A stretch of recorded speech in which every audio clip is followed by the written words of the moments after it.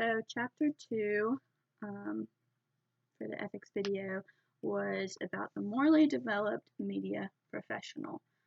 And in this chapter, it talked a lot about how some people think ethics is a personality trait and you can be just born with it, and stuff like that, like it's inherited.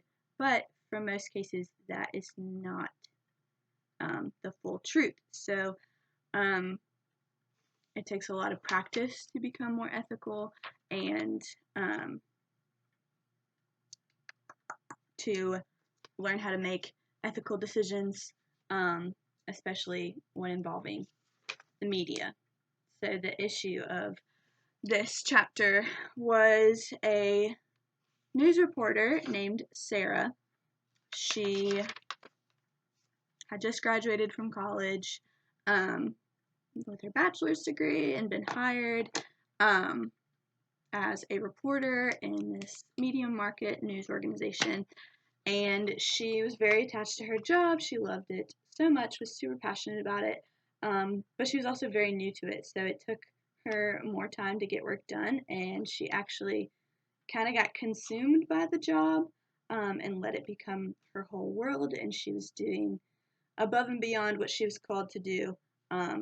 She was helping individuals in her stories, like homeless people and pregnant mothers and all this stuff, and eventually her boss and members of a union reached out to her and said, hey, you're working too much. You can't be doing this unless you're getting adequate pay for overtime and things like that.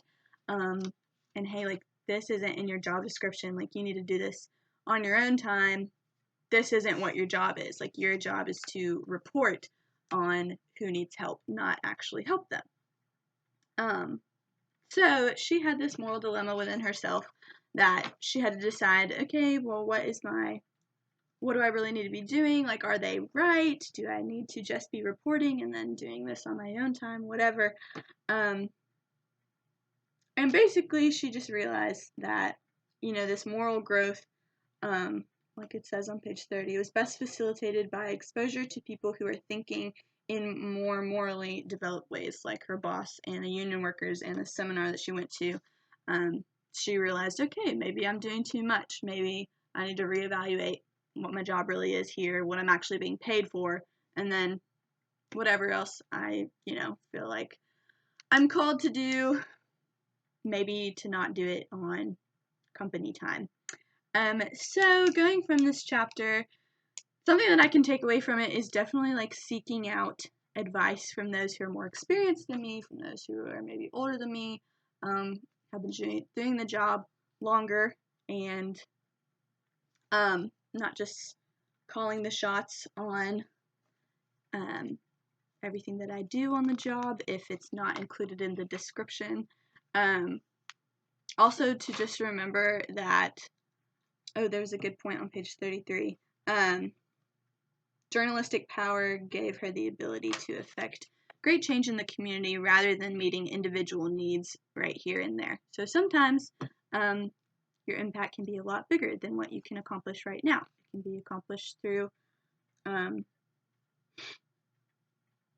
your work and something that may not look as big as it actually is, but has a greater impact down the line than what you can do right here and right now.